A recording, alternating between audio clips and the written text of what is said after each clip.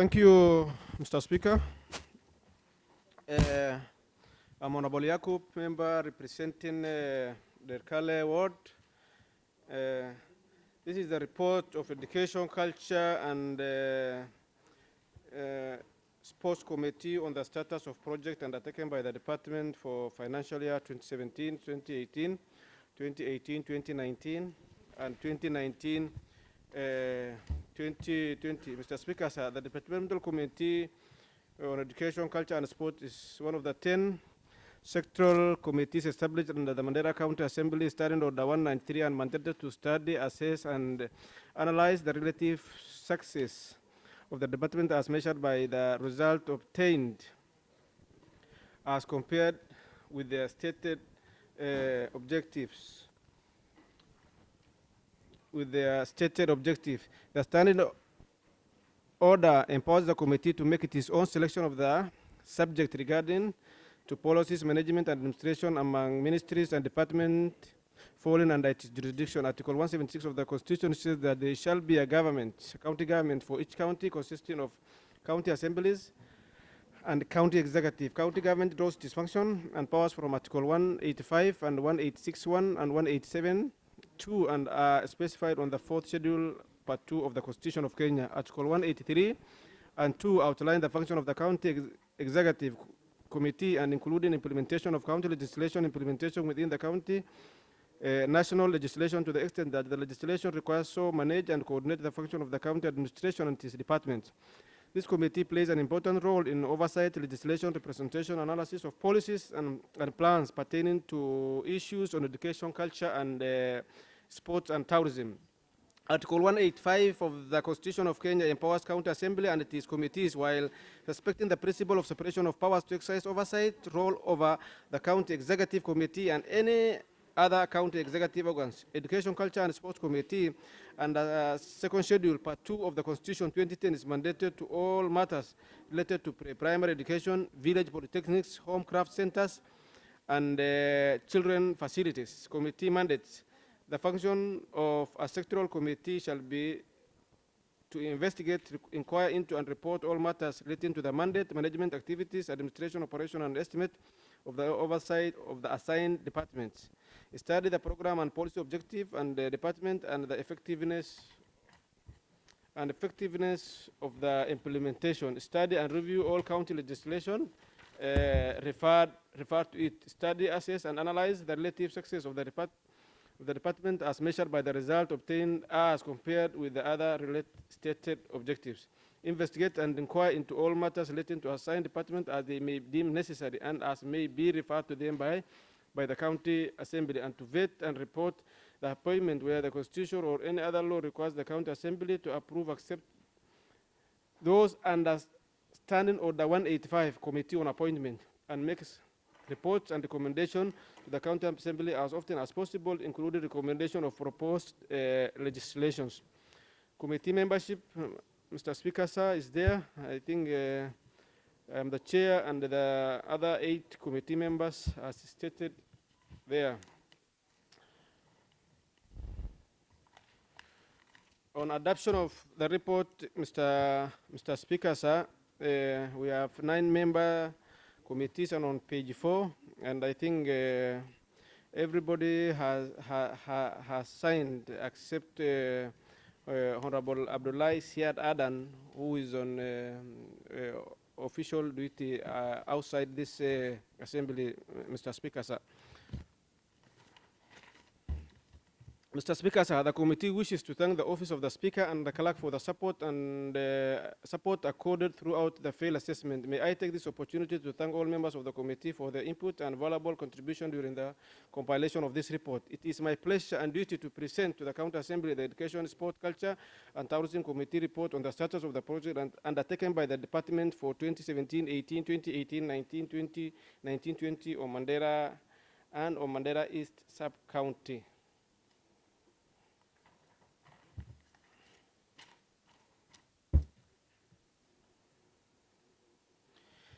Mr. Speaker, sir, the Constitution of Kenya 2010 provides for two levels of government, national and county level. The fourth schedule, part 2.9, clearly outlines the devolved function. The Department of Education, Culture and Sport Committee is one of the county delegated functions which undertake duties and primary education, village polytechnics and home craft centers and child care facilities.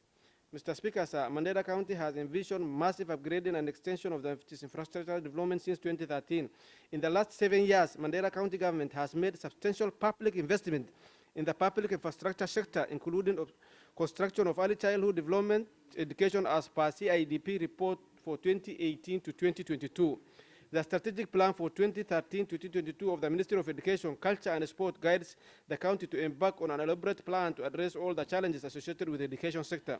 This was done by setting up the following objectives and strategies: to facilitate the construction, upgrading, rehabilitation, and maintenance of the early childhood development infrastructure in Mandera County, as to enhance education sector for sustainable socio-economic development in line with Kenya Vision 2030, Mr. Speaker.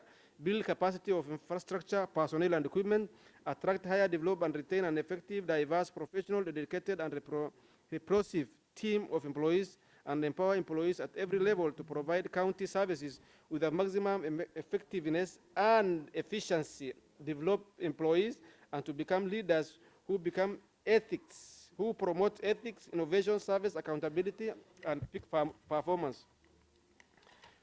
Terms of reference of this committee shall be to conduct a field assessment on the progress status of the project undertaken by the department financial year from 2017 to 2020 in Mandera East Sub-County.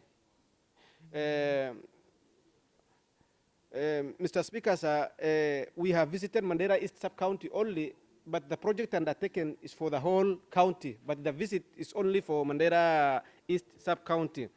Mr. Speaker, sir, on 3rd March 2020, Education, Sport, Culture and Tourism Committee noted with concern that the department has not submitted quarterly expenditure report financial year 2019-2020 to the County Assembly for consideration. Upon the deliberation, the committee resolved that the department submitted the departmental quarterly expenditure report in accordance with Section 166 of Public Finance Management Act 2012 to the County Assembly on or before Monday, 6 April 2020, with detailed activities including financial statement and the project implementation status in order the committee to embark its oversight role.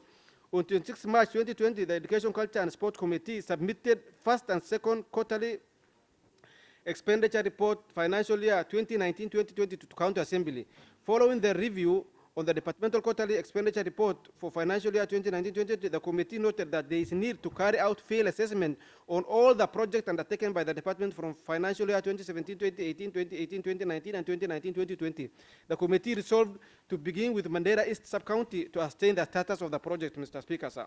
Further, the committee scrutinized the quarterly report and observed that some project is told for period under review and resolved to invite County Executive Committee member along with Chief Officer Education, Vocational Training, and Chief Officer Sport, Culture and Tourism to clarify on the departmental quarterly expenditure report for financial year 2019-2020 with regard to the status of the project undertaken by the department.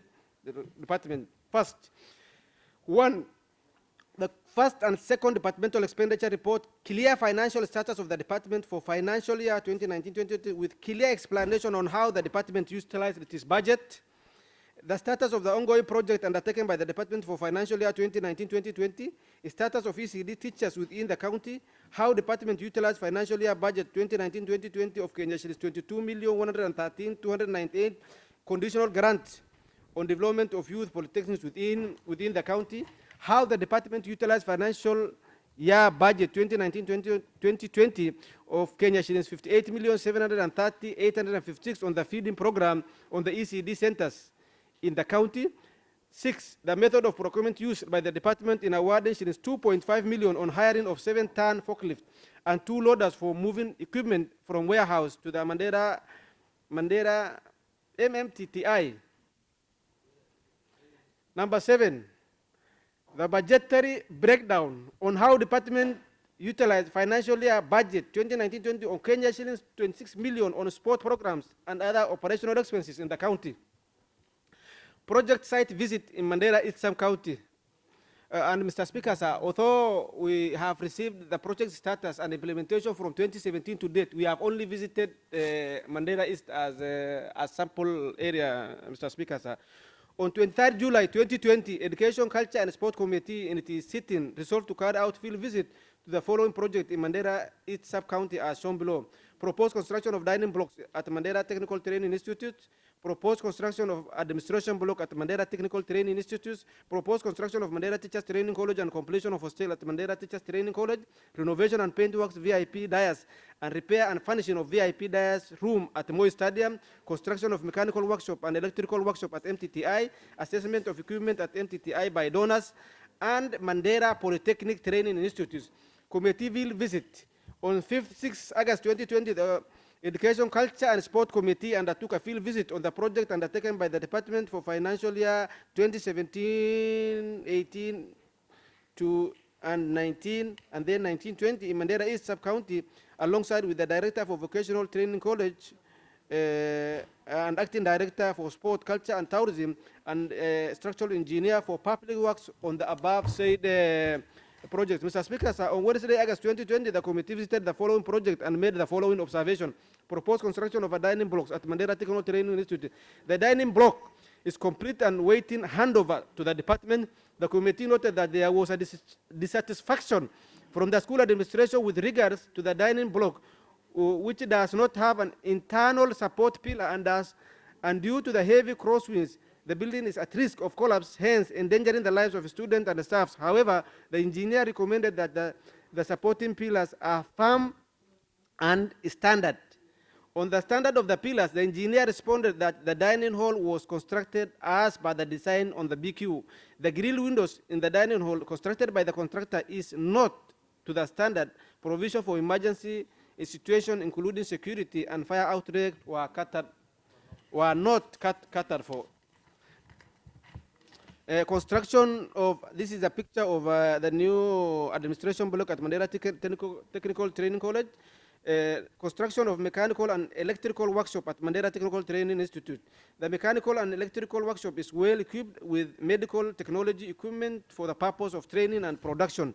The mechanical and electrical equipment is still not in use since the equipment were installed. The mechanical and electrical workshop lack trainers for the machine installed at the workshop. And Mr. Speaker, sir, as you see the pictures, the committee is in the room looking at the machines in the production area. Proposed construction of Mandera Teachers Training College and completion of hostels at Mandera Teachers Training College. The Mandera Teachers Training College is still under construction with the following structures, including 3 practical laboratories, 2 hostels, male and female, each accommodating 100 students with bathrooms and a toilet, 6 classrooms, 2-story administration block, multipurpose hall for dining, gathering and assembling, has kitchen, changing rooms for costumes, which can occupy 700 people at a time. The committee also noted that most of the laborers are now locals and that there is no reliable security in place since the area is prone to insecurity. Mr. Speaker, if you look at the picture, is committee assessing construction of hostel at Mandera Teachers Training College, renovation and paint works at VIP dais, repair and furnishing of VIP holding room at Moi Stadium.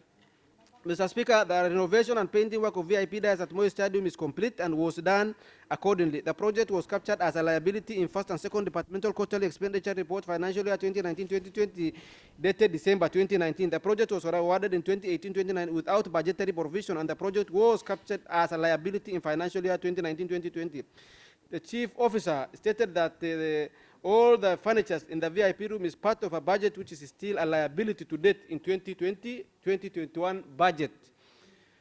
Mandera Polytechnic Training Institute. The institution currently has a total of 199 students. In 2018 and 2019, a total of 169 and 208 students graduated from the institution respectively, and the committee also noted that the institution offers the following courses: motor vehicle mechanics, welding and fabrication, fashion designs, dressing and beauty, hairdressing and beauty, electrical wireman, mason and plumber pipe fitters. If you look at the picture, Mr. Speaker, we are at Mandera Polytechnic explaining on how the students were preparing masks locally at Mandera Vocational Training. There is a mass production of masks at Mandera Polytechnics here. On invitation of CCM Education, Sport, Culture and Tourism, Mr. Speaker, on Monday, 18th October, on behalf of the CCM Education, the Chief Officer for Education and Vocational Training, along with the Chief Officer Sport, Culture and Tourism, appeared before the committee to clarify on the following issues: how the department will utilize its 26 million on the sport activities in the county for financial year 2019-2020. Chief Officer Sport, Culture and Tourism responded that currently there are a total of 289 football teams, wards level and sub-counties. The fund was dispersed to them during the tournament. The tournament was conducted in each ward's headquarters with 5 teams participating. The teams at wards level and sub-counties were given trophies for the best performing teams, and 3 runners-up were given cash during the tournament. The department conducted training for sub-county sport association and FKF officials who helped them in mapping and identifying the best teams at wards and sub-counties. The department also facilitated training for referees and some of their staffs.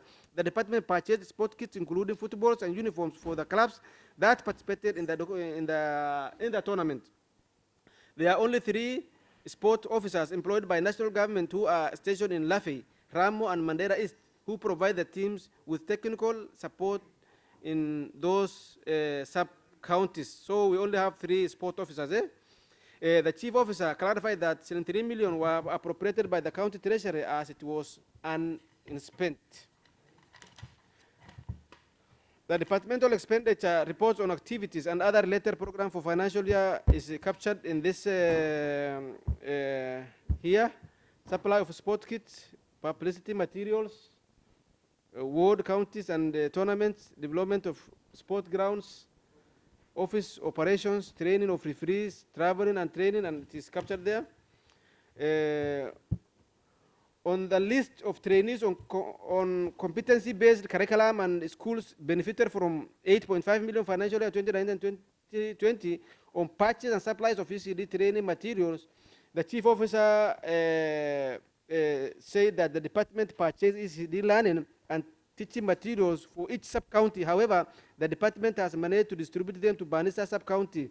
And Mr. Speaker, sir, there is a list which is attached, and it is annexed there. I think we can check. Part of the funds used for 498 ECD teachers and 14 officers on competency-based curriculum program at Riverside Hotel in Mandera County sub-county. And Mr. Speaker, sir, those who have participated in the training, it is also annexed. Clarity on the status and implementation of the bursary disbursement for 2019-2020. On bursary, the school program was interrupted by the global COVID-19 pandemic following the presidential directives for the closure of all learning institutions on March 2020, hence interrupted early disbursement of bursary programs. The list of beneficiaries from each wards are ready, waiting the school to be reopened, and the department will disperse the funds to the respective beneficiaries as soon as the school is open. The chief officer of education promised the committee that Mandera County bursary fund won't be appropriated for any other purposes other than the purpose it was meant for, and it is deposited in the Mandera County bursary account as at the end of financial year 2019-2020. The department paid school fees and keep up for students who are standing in Turkey from the budget allocation of bursary for financial year 2019-2020. The remaining bursary allocation in the Mandera County bursary account ready for disbursement once the school and universities are open. Since the county bursary board is semi-autonomous, the department, however, raised issues with the Mandera County board to convene board members meeting urgently in order to come up with the modalities of dispersing the money to the respective beneficiaries, since the students are learning online and tuition fees is accumulating and facing difficulties. The chief officer for education and vocational training requested the committee members to increase more allocation of bursary funds in subsequent financial year, because for 2020-2022 there was no budgetary allocation in this financial year for 2020-2021. On clarity of poor enrollment of Mandera Technical Training College, the chief officer said shortage of tutors. For instance, the county government employed 9 tutors where 3 are locals and 6 are non-locals. However, the non-local teachers left the area during the exodus of non-local teachers in January in 2019. The Mandera Teachers Training College is the second college opened in northeastern Kenya after Garissa Technical Training College. Elwak, Tarbach, and Wajir Technical College are closed due to lack of enrollments. On measures put in place to address water shortage in Mandera Technical Training College, the chief officer said that the county government allocated 20 million for financial year 2019-2020 and the Department of Water, Energy, Environment and Natural Resources for purchase of an engine in order to connect pipes water to address water shortages in that institution. When we asked them on the plans, what plans does the department have to address challenge of dining hall blocks at Mandera Technical Training Institute, which does not have an essential supporting pillar, the chief officer of education responded by saying that the dining hall was constructed as per design of the bill of quantities of the county public works department. The department has already raised the concern with the Department of Public Works engineers, and together they have visited the site for assessment, and the engineers recommended that the dining hall pillars are firm and don't pose any threat to the students. On method of procurement used by the department in awarding Kenya shillings 2.5 million on hiring of 7-ton forks, the chief officer responded that the department used an open tendering for hiring of 7 forks tons lift and loaders to carry automotive machines from Mandera County Warehouse to Mandera Technical Training Institute in order to transport and install the machine. The process of the tender award of the said project is annexed to the report, Mr. Speaker, sir. On ECD teachers within the county, the chief officer responded that before devolution, the ministry had more female teachers training at primary, at pre-primary level, nursery, who are all later deployed as ECD teachers after the establishment of ECD curriculum, thereby necessitating the huge number of female ECD teachers in Mandera East Sub-County. According to the Ministry of Education database, only 294 primary schools were registered. However, the upcoming settlement in the county posed challenges as the scarcity of ECD teachers to address the demand of ECD centers at grassroots level. The county employed 560 ECD teachers, and currently only 498 are on payroll. Some ECD teachers deployed to rural areas left and joined Kenya Police Service from Takaba, Banisa, Mandera North, Mandera South, and Lafe sub-counties, creating gaps in the department has shortage of ECD teachers. In 2019, 47 ECD teachers were transferred to Revenue Department on the basis that they have not met the required qualification of ECD teachers. The department is in the process of conducting assessment of ECD teachers gaps in each sub-county in order to advertise the position and recruit more ECD teachers in order to address the challenge in the county. The status of ECD teachers, Mr. Speaker, and I think everybody has a report. That is the table. We have around 13,864 boys, 9,692 girls, and a total of almost 23,000 ECD pupils. On ECD teachers, Mr. Speaker, each sub-county is stated. Mandera East, for example, has 160 ECD teachers. Mandera West has 73. Mandera South has 91. Mandera North has 93. Lafe has 15. Kutulo has 25, Banisa has 41, and a total of 498 teachers. On the status of project undertaken by the department for financial year 2019-2020, Mr. Speaker, sir, all the chief officer responded that all the projects were complete. However, some of which were not paid in 2019 were factored in the current budget for 2020-2021. The construction of ECD classroom in Noboi was not captured in the current budget as a result of oversight during the budget preparation and promised to factor in the financial year 2021-2022. Mr. Speaker, sir, the status of the project undertaken by the department for Mandera Town is captured here. For example, the project title, the name of the contractor, the commencement date, the contract sum, the percentage work done currently, amount paid, the remaining balance for financial year 2020-2021, and completion date, and then the remarks.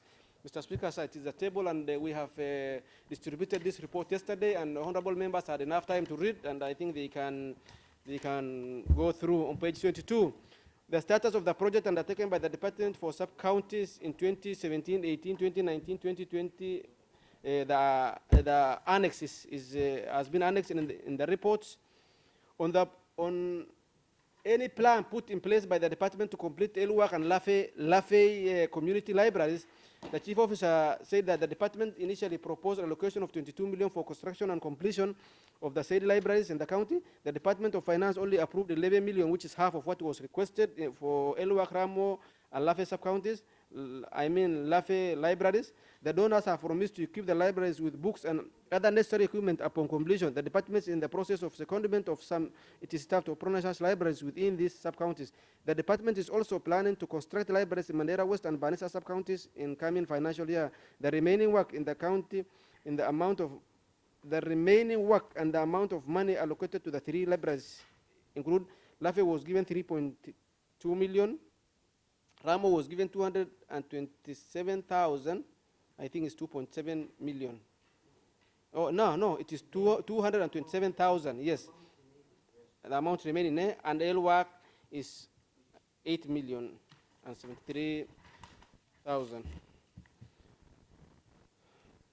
On how the department utilized 58 million for feeding program, the chief officer of education responded that the fund was removed during the supplementary budget for 2019-2020 after the school program was interrupted by the global COVID-19 pandemic following presidential directive for the closure of all learning institutions in March 2020. On how the department utilized financial year budget for 2019-2020 of 22,133,298 for conditional grant. I think there is a table here for Mandera vocational training, Takaba, Ramo, Elwak, in terms of trainings, and the tables is here, and it is equally shared between all the sub-counties of 573,328. On how the other table is the project program per vocational training centers for like Elwak, vocational training centers has 1.6 million, and the table is well stated there. Around 17,043,351 million was used there. On observation now, Mr. Speaker, on page 24, the committee made the following observation now, and we'll go to recommendation, and we are done. The committee observed that the department failed in setting timelines in disbursement of bursary to the beneficiaries. This delays has led to many students, specifically in the institution of the higher learning, to defer their units due to lack of school fees, since majority of the students are of poor background, thus hindering their studies completion on time. Furthermore, the bursary allocation in Mandera County is not enough to cater for many needy students, as many households in Mandera are living below the poverty line. The second, number two of our observation, the committee observed that there is no proper coordination and working relationship between the Department of Education and Mandera Technical Training Institute administration in terms of sharing crucial information. For instance, during the initial stage of budget making, the Education Department made no consultation with the administration on matters regarding priorities and planning for the institutions. Number three, the committee observed that the ECD centers lack adequate teaching materials such as desks, books, and chairs. This poses challenge to access and retention of ECD learners, as well as compromising ECD standard. Further, ECD centers lack child-friendly environments such as ECD kits and swings. It was also noted that the most ECD centers has no proper sanitation facilities, forcing young learners to share toilet with adults. Such an environment tends to be uncomfortable to students and may encourage bullying among students. Number four, the committee observed that there is no functional library facilities in sub-counties, as the new constructed have stalled for the period under review. Proper libraries facilities will enhance students with relevant information, promote reading knowledge, and skill that will help them during their studies at school. Also, the committee noted that the library could be a source of revenue, since books are lent out to students and members' payment can be obtained from every student accessing the library. Following the committee field visit on the project, the committee observed that there is a positive progress in terms of time frame for expected completion of work for most of the project at Mandera Technical Training Institute. The committee noted that some of the projects have been completed on time. This includes the new administration block, the dining hall, and and other projects such as hostels are progressing well. The committee observed that there is no adequate provision of water to the Madeira Technical Training Institute, as the institution relies on water tanking, which has proven to be costly and unsustainable. Further, the committee noted that since the institution is expanding, the water tracking may not be viable on near future. Number 7, the committee observed that there were a lot of gaps for ECD teachers compared to pupils ratio. For instance, the number of ECD teachers to student ratio is not proportionate, resulting to some classes going without ECD teachers. The committee noted that Madeira West Sub-County, which has a total of 4,999 ECD pupils, have only 73 ECD teachers, while Madeira East Sub-County, which has a total number of 2,000, half of Madeira West actually, ECD teachers, have 160 ECD teachers. This clearly shows that there is shortage of ECD teachers in Madeira County and therefore compromising the quality and performance of pupils in the region. Number 8, the committee observed that there are no customized regulation governing ECD in Madeira County. Currently, there exists Madeira County Pre-Primary and Early Childhood Education Act 2014. The Act provides for responsibility relating to pre-primary and early childhood education, as well as registration of schools, centers, institutions, and funding. The committee noted that the absence of regulation may hinder the effective and efficient implementation of ECD learning in the county. The committee observed that the museum at Moi Stadium is only accessed during the cultural activities and remain closed on other days. Thus, the public cannot access and view the artifacts. The artifacts are meant to promote cultural activities and also generate revenue for the county government of Madeira. Number 10, there was a minimal support for youth development programs by the department apart from football activities. The committee noted that there is no support towards other sport activities such as javelin, athletics, gymnastics, volleyball, and netball. Further, the committee noted that there are few playgrounds in all wards to conduct sport activities, thus resulting to the teams at all levels to use school playgrounds during the tournament. Number 11, the committee observed that there were shortages of instructors and poor infrastructural development for polytechnics in other sub-counties apart from Madeira East. However, the committee noted that the availability of instructors and good infrastructural development will enhance proper service and quality performance in the institution. Number 12, the committee observed that the school feeding program was suspended due to COVID-19, and this program has helped needy students at school during the learning period. The committee recommendation, and the last part. The committee recommends that the Department of Education should immediately facilitate the release of bursary fund to beneficiaries by 15th of December 2020. Further, the committee recommended that the bursary board make timely expenditure return to the county treasury every financial year in order to facilitate the release of bursary funds to the needy students. The committee also recommended the additional allocation of a bursary for 2021-2022 since the current allocation of fund is not enough considering higher number of students both in tertiary and institutional of higher education. Number 3, the committee recommend good working conditions, coordination between the Department of Education, the Bursary Board, and Finance Department for efficient disbursement of bursary on time. The committee recommends that there is no need to increase the budgetary allocation. There is need to increase the budgetary allocation for employment of ECD teachers, as the current teachers has fallen short of the required number of pupils and teachers ratio as to meet need and access of ECD learners. Number 5, that the Department of Education should create an environment which is learners friendly by providing learning material in all ECD teachers. This will further motivate both the students and teachers and enhance both their performance. The committee recommends that the department should develop a customized policy governing ECD program to enhance capacity building for ECD teachers in county and also enhance a policy framework with a view of providing accessible, equitable ECD services in the county. The committee recommends that the department should provide adequate water supplies for Madeira Technical Training Institute to address the issue of water shortages, and the committee recommends that the department should immediately fast-track construction and completion of installed libraries in Lafe, Ramo, and Elwak sub-counties. The committee recommends that there shall be cordial relationship between the Department of Education and Madeira Technical Training Institute administration so as to enhance better provision of services delivered to the people of Madeira. Number 10, the department should customize the museum to promote cultural activity which can as well be a source of revenue to the county. The committee recommends that the department should not only focus on football, but also other activities such as athletic, basketball, volleyball, swimming, javelin, and gymnastics to promote youth talent and empowerment. The committee recommends that the Department of Education should fast track fast track development of playground in all wards to enhance proper sport activities. The committee further recommends that the playground should be safe to protect children from injuries and should meet the needs for special children. Number 13, the committee recommends that the department should focus on polytechnics and schools, equip them with the necessary infrastructure in all sub-counties. Number 14, the committee recommends that the Department of Education should develop and equip all playground facilities for better provision of services and delivery to the people of Mandera. And the last, the committee recommends that the department commences the school feeding programs once the school is reopened. Thank you, Mr. Speaker.